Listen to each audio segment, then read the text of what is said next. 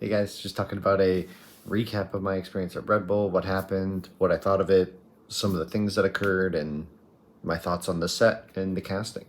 So I went to Red Bull to cast One and Myth, the two finals, on Sunday. But obviously I got to go to the event the whole time and experience it. It was extremely fun. One of the coolest events of my life. I did go to Heidelberg as the caster for AoE1 as well, but obviously with recency bias and everything, this was just so cool. I'm going to put some videos and various footage and pictures of my travels.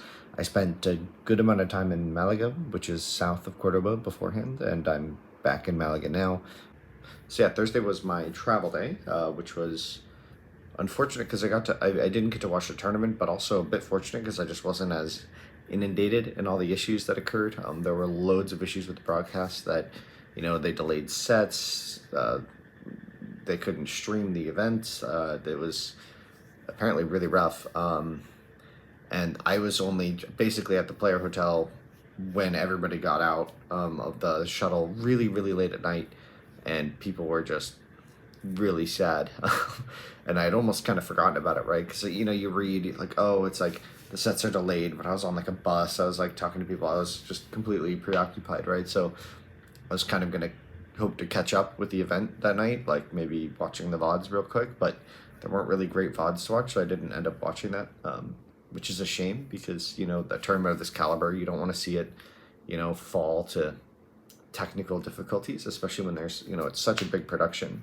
You'd think they'd have, a handle on that kind of thing, but hopefully they learn from that and the next one doesn't have such big issues. At the end of the day, the games did happen. As far as I'm aware, there were no issues with the player side of things in terms of, the fairness or how late the games were. It seemed like everyone was in good spirits the next day, so it didn't really take away from the event, I guess, in the end, but maybe, the compounding effects of it are pretty rough, so, it is what it is. But yeah, so Thursday, got in. Friday, I enjoyed going to the events greatly.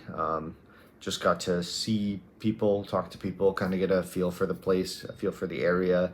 I wanted to kind of get my bearings and just tried to relax a little bit because, a little anxious, a little nervous as one does when, seeing all these people again. Because for me, I met a lot of the people there in Heidelberg, but that was 2 years ago, right? And not a lot of contact with most of the folks. Like with the Red Bull team, I haven't seen them since Heidelberg, right? Or even really talked to them other than, just getting the deal signed where I would come and do some casting.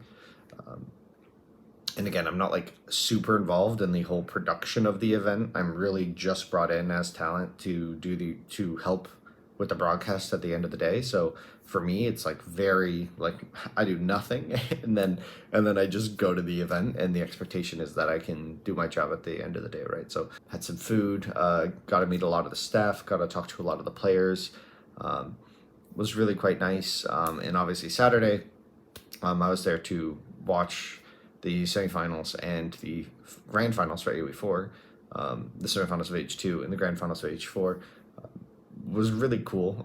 Was a bit sad because the grand finals for H4 were quite late at night, and I noticed in the broadcast that they didn't really show the crowd much during that, and that's because, all the H2 fans had left essentially by the end of the H4. Like for game one, there was still like a good chunk of people in the audience, but I think shuttles are coming and people kept like checking their phone. Oh, like there's another shuttle. Do I want to stay? Do I want to go? It's like past midnight at this point, so people were just going to bed essentially, and it's like a 30-minute shuttle to get from the castle back to Cordoba. So players were not players, but like a lot of the audience was just like, well, if I don't make this shuttle, I'd have to wait another 30 minutes. And then the Holy Island game started, which was game 2 in the grand finals, and like a lot of people cleared out at that point. People were like, okay, next shuttle's here, let's go.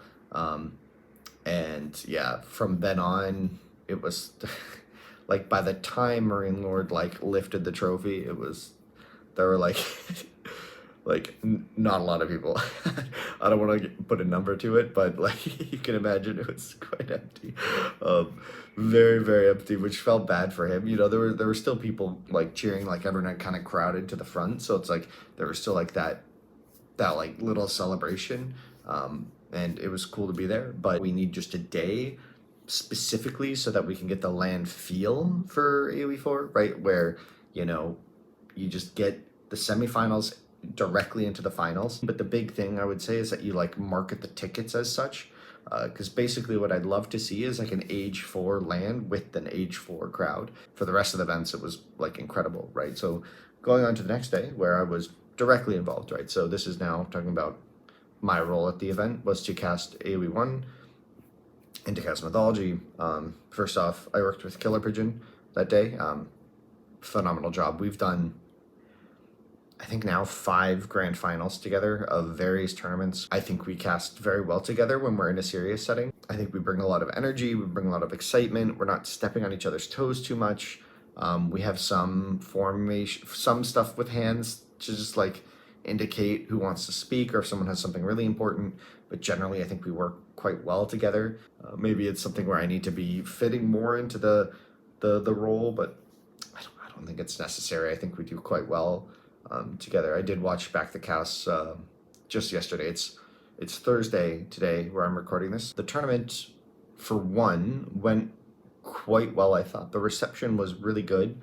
The crowd was engaged. Obviously, not the whole crowd was there yet because it was just starting at like the start of the day, and I think people kind of knew.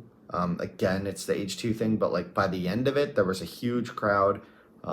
People were quite excited. Most of the seats were filled, I would say, but I don't directly remember. I was in the middle of working, obviously, so I didn't pay attention to that directly, but like the cheering was very obvious. When Zwantu won the very first game, like a bunch of people got really hyped for the underdog to take a game, like because we had like, you know, kind of built up Chimsei and people who know the scene or like, oh yeah, Chimsei is just going to win everything. But then for him to lose game 1, I think did bring some energy in. But then the next 3 games were pretty much stomps, which is a bit of a shame. You know, you'd want a bit more. I'd love to see VNS Cool versus Chimsei in a castle. I think that would be extremely fun. So hopefully next time he's, you know, allowed to qualify, I think that would be amazing for AoE1 because he's extremely good at the game. And I think from what I saw in the finals, I think he has a pretty good shot at winning, which would have been cool rather than seeing such a one-sided matchup to a degree. Although I will say Swantu played extremely well. So it's just both of them were a bit like a little sloppy at times, but it's hard to say. That could have been nerves. Like for example, I remember in one of the games, I think it was the first game, Chimsei just had like a villager or two like just on the berries being attacked, and like I just remember like that one moment where I was like why is he still have a vill like in danger? Like why is it still there? It should have been moved. And it's like just super sloppy in that regard. But that was a game 1. Maybe it was nerves. Like there's a couple things like time zones and stuff. So it's easy to over criticize in this moment and like not really think about it.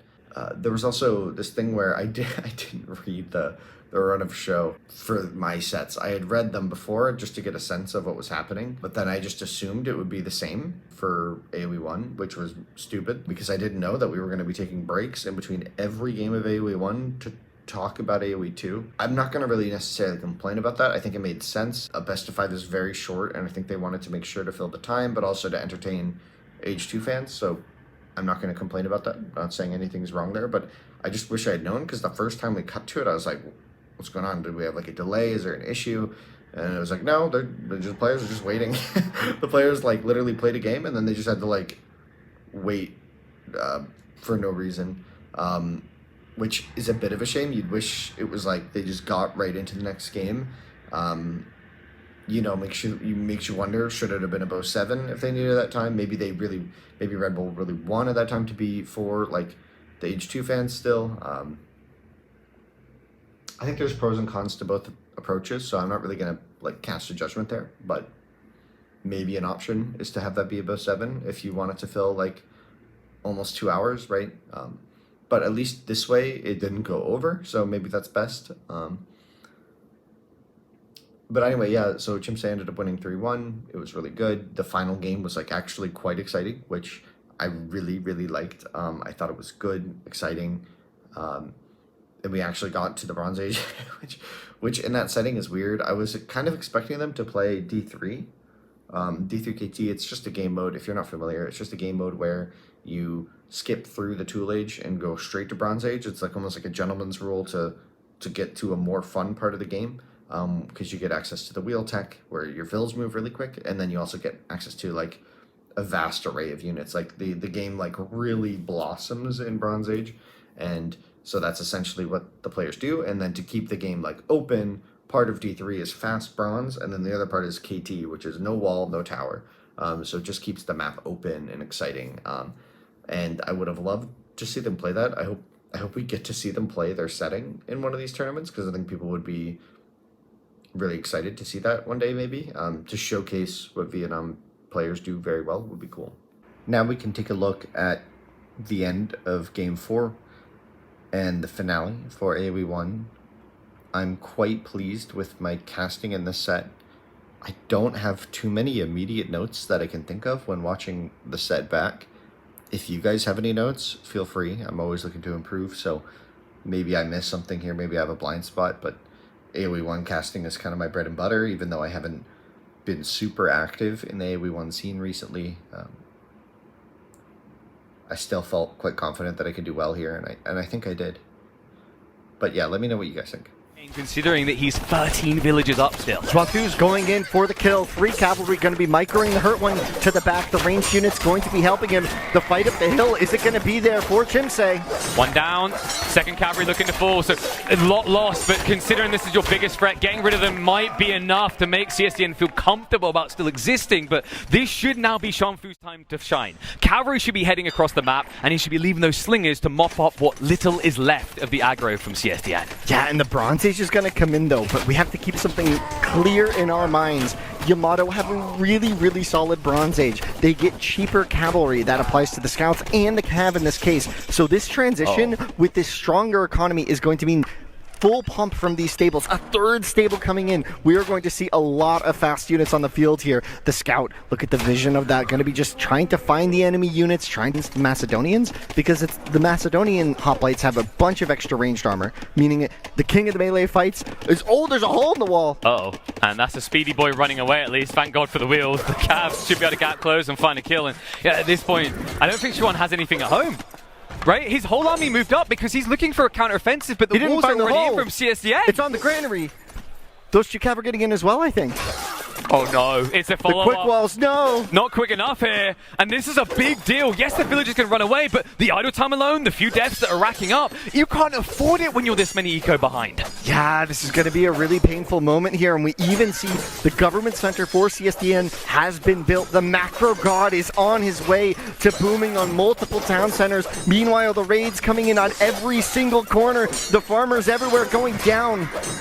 And this is getting worrisome. We want that 5 games, but Xuanfu, he's up against the ropes. I don't expect an early GG, but he might not have much of a say if he can't plug these holes quickly. Just a few cavalry is butchering the economy in the Macedonians. And on the other side of this, Xuanfu still doesn't have an in. He's not finding a way of applying pressure. Finally, the wall's been broken, but he needs to rack up the kill stat. I don't think CSDN noticed this at all. He didn't react at all to the villagers.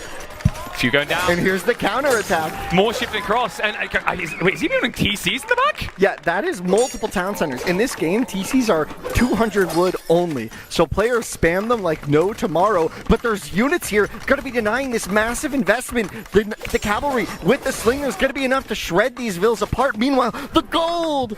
He's everywhere right now. CSDN, he's just going to continue the aggression. Sure, I'm going to lose some eco, but not as much as you. It's a race to 0 in this type of game. The TC has to be cancelled out as he shifts away. It's pure anarchy in the back, and CSDN somehow having enough military to both defend and attack, and Xuanfu looks all but dead in this game. Yeah, you can just see the cavalry numbers. There's 12 cavalry on the field compared to 2. That is the value of having that bigger economy and the cheaper cavalry, even switching into the melee units. And we have Xuanfu on the side switching into composite bowmen, which are going to be the supreme archer in late Bronze Age. The hoplite is going to be such a big problem come from CSDN as well, especially when he's already staged set the stage here, set the playing field for the dive in. The GG comes out! out. Chimse Dinang, he does it. That's 2 grand finals, 2 back-to-back Red Bull Wololo champions. So that was the casting of the final moments of the final game there in Game 4. It was fantastic. I really, really enjoyed that set. I really enjoyed the series. It was really cool. The casting with Killer Pigeon was very good. I thought he did a great job kind of capturing the moment and being excited and hype, even though he doesn't fully know the game that well. I think we did a good job explaining it to kind of a more broad audience that might not know the game very well. I was trying to explain, you know, these important upgrades, where they are, how they work, and why they're important. I think I was casting AoE1 almost 8 years ago now, maybe 9. That's when I started casting, so it's been quite a journey for me. I think some people might not realize how many years I was just kind of in the AoE1 world casting that. Very seriously, taking it seriously, trying to grow the scene. And it's just, I'm so proud of everybody who still plays, who is in the scene, and all of us for still making it kind of in a way. It's great to see AoE1 get its moment. It's time to shine, right? And I think it's deserved. I hope I could do it justice. At least I think I did. And I hope you all agree too, that the games were fun and exciting. And now we move on to Myth.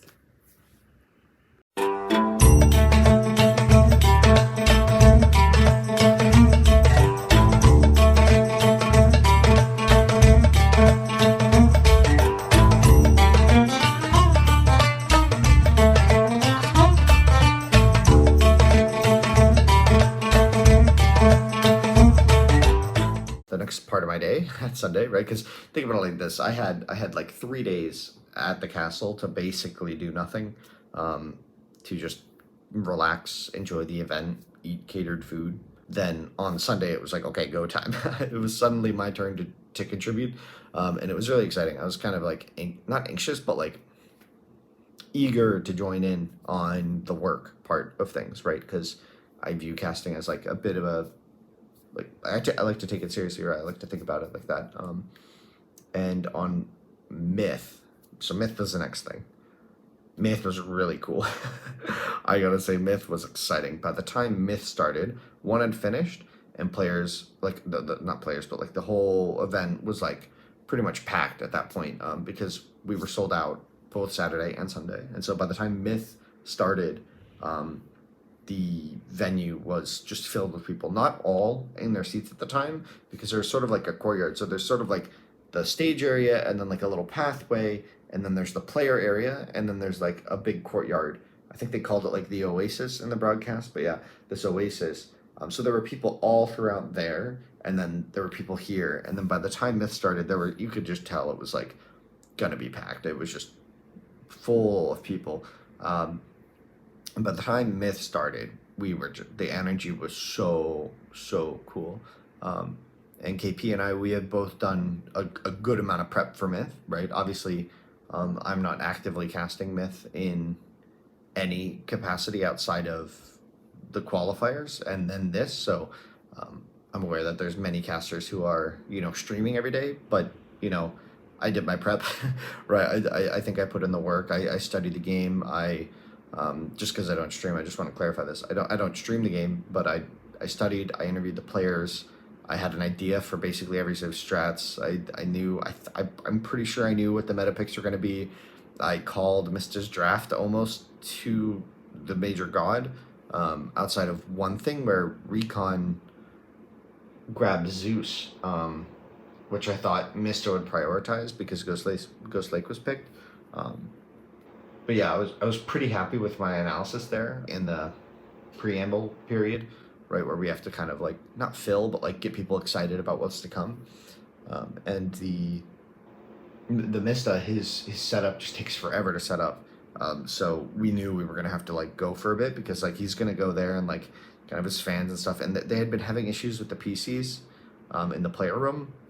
Mista's PC was like the one mostly in question here, where essentially every practice computer he was given was like just unplayable. We were checking, I was like not helping, but like there watching, because I was, and he would like he would play the game and get these lag spikes, and then he would minimize and check task manager like performance, and it's like his CPU was at like 90%, and it's like these are like top of the line PCs. Like Myth does not stress these computers. Like very few games would stress a PC like this. So there was something wrong with the configuration or something. I don't even think it was really the game, but I could be mistaken. I just don't know. I wasn't like quite super involved in like what the solutions were. I think eventually they had a computer that just didn't have this issue, and then he was like good to go on the finals. But I think it definitely affected his practice. Although I don't know how much they were really practicing. They're having trouble getting partners. But yeah, no. So yeah, the game started. We got into game one, and it was just a little slow for me. The screens were pretty far away, and I didn't quite realize it like until we started broadcasting. But like because we didn't get like a warm up set or anything, I didn't get a chance to give any feedback. But I needed those monitors to be closer. I literally couldn't see like the icons were like just these little tiny blemishes. Like I couldn't tell the difference between the god portraits. There was a bit of like a glare, and it was really hard to cast.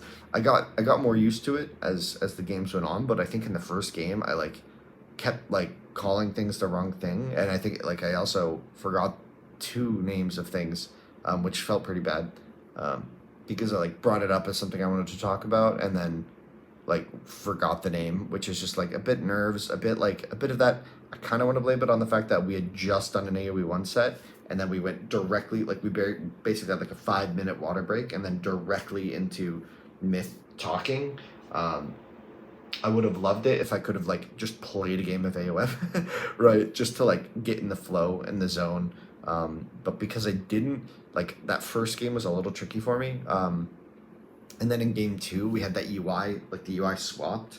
And it was, I miscalled like 2 things, but those are like tiny details that only I'm going to focus on. Hopefully it wasn't too distracting for the viewers, but like beyond that, I thought the casting was actually quite good. KP did a phenomenal job, and we kind of caught each other's mistakes. There were a couple things where like we would like literally just read it wrong on the UI, which is a bit of a shame, but the games were really fun. They were incredibly cool. I think part of it is just a lot of it's new. Recon was just trying some stuff, and Mista was showcasing excellence in a way that I think is just really fun to watch. The Ghostlight game was fun, just kind of all over the place a bit. Actually, think about Pretty clever. If he has one here, he could quickly rotate his army around. He could the pressure. Benny Hills. Yeah, he could pressure both of the TCs here by just hopping back and forth. But the response to this from Mista could be a well-timed curse. Could be just taking the fight straight up. He's going in. There could be a curse at any point. The chaos, the curse, the ceasefire. But that's going to reset it full. That's so beneficial for Mista. The things he got out of that, the chaos is a really big deal here, because look at the favor generation. Recon doesn't have another one in the chamber, so you have to be really content with that. Not only does he get the curse, but now he gets to eat his pig as well. Yeah, the little pigs. Oh look, another random photo of the beach. I'm fairly happy with how the casting went there. I think game 1 was pretty good. I think it's an example of the casting I like to do, the casting style I think I can bring to the table in a positive way. There were a couple examples of moments where I would start an idea and kind of not finish it. And I think that overall, that is something I will need to work on and continue to evolve to become better. It's definitely one of my most, like, one of the things I'm the most aware of when I'm casting. It's like, oh, I should have done better there. Game 2 was fine. Mista played a super defensive Hades against an aggro Minotaur only build. This is where I really thought Recon was stretching a bit. Mista seemed the most comfortable. I think, there was a chance for the gold starve to work from Recon if he had found it, but missing that little detail is like pretty important when that's like kind of the crux of the strategy. So now let's check out some of the highlights of the gameplay and casting in Age of Mythology Retold.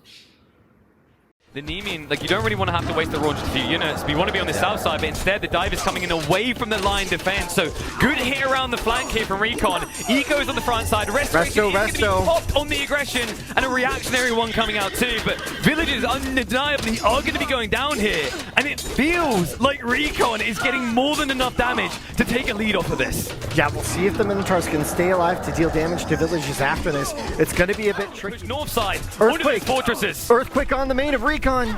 Farm's in trouble. This could be big. He snuck in with Chiron to get the vision, and he will destroy a lot of this base.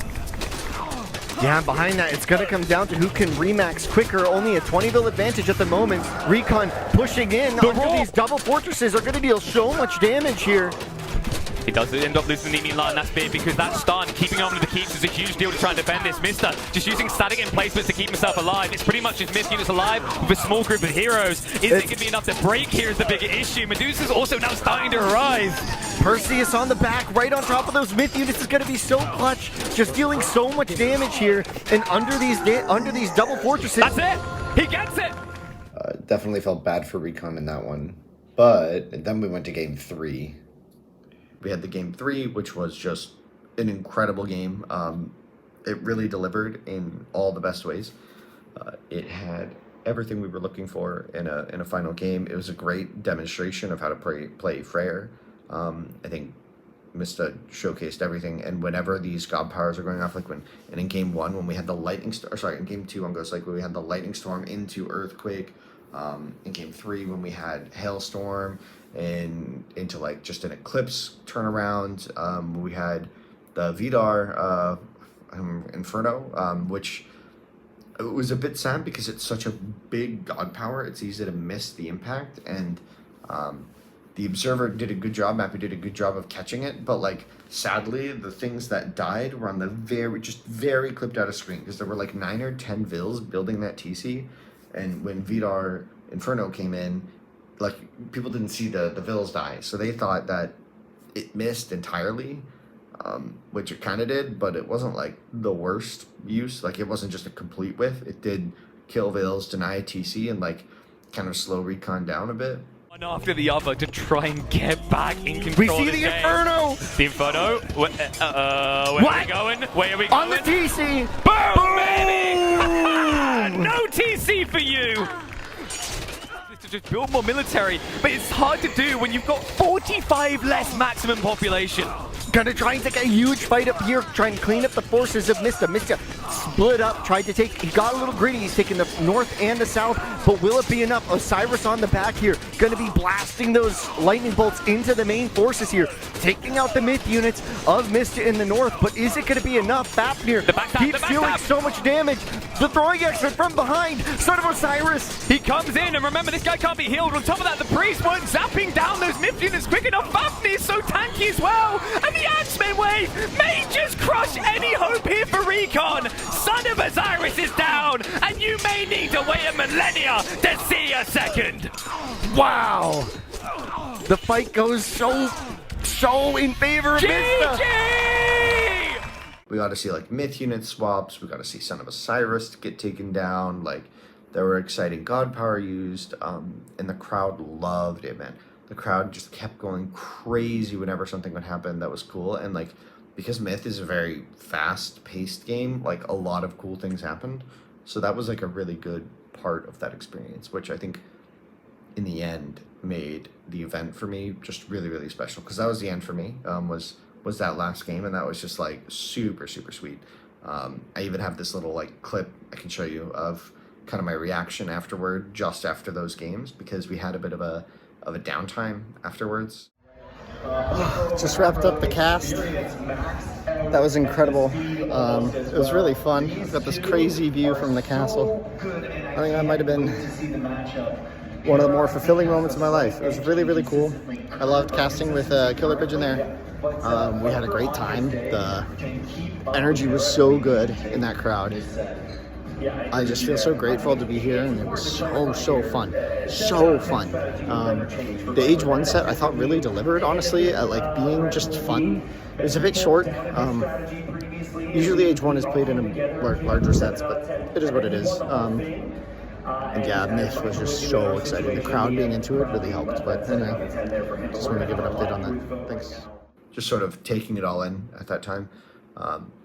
And then as we got further into the set for H2, I started focusing a lot more on the games and just appreciating them, knowing that I could always watch the VODs if like I missed like a really cool game. I can always watch the VODs. I really wanted to be there for that ending though, like focused like 100%, knowing exactly every move and what the players are doing, which is cool. And I did that The final couple games were really good. Even though it was a bit of a sweep, I still thought the games were good. There's a bit of controversy, I guess, with Age 2 with the stand ground patrol micro. I don't have any issues with it from a competitive standpoint, so I don't see why everyone's giving Harris so much shit. I think what he did was fine. It's a mechanic in the game. My only downside to it is that I don't think it looks good to watch, but like there's a lot of things in RTS that don't look good to watch, so like I can't blame anyone for using it. You know, it was a nice strat and well executed, and he did well. I don't even think it mattered in the end, right? He was just owning every game. Then the event ended, just sort of hung out with people until the next day. The hours were long. I don't know if I went over that yet, but like basically we were working, we would take like the shuttle in at around 11. We would need to like think about leaving the hotel, walk to the shuttle spot, take the shuttle, get to Cordova around 12:30, and we would be there until like 2 or 3 a.m. and we would get back to bed between 2 and 3, which was like crazy. But yeah, thank you so much for watching, for listening to my little story. I hope it was cool. I hope you enjoyed all the little snippets and clippings I put in. I think it's kind of cool. I hope it added a sense of the travel. I tried to document it as much as I could while I went. So let me know if you like this. I don't know how many more stories like this I'll be able to tell. We don't do that many events like this in the Age scene, but you know, if we do, I'd like to obviously go and be involved and, you know, have some fun with the community again. I can't wait for another Red Bull. I hope one happens, and I hope they consider me again for some of the broadcasting. I know I talked to a lot of the players there and a lot of people there, and people seem to enjoy what I was able to provide, and hopefully I get the opportunity to do that again. So thank you very much for watching. I appreciate your time. If you have any questions, maybe leave some comments and I can try to respond to them as I tend to, but we'll see. And anyway, thank you. I will see you all later, and have a good one. Bye-bye now. I also just want to give a huge shout out and thank you to Red Bull again for hosting the event, for providing the support to me that they did, and giving us all the opportunity for that amazing event. And I hope they do another one. Thank you.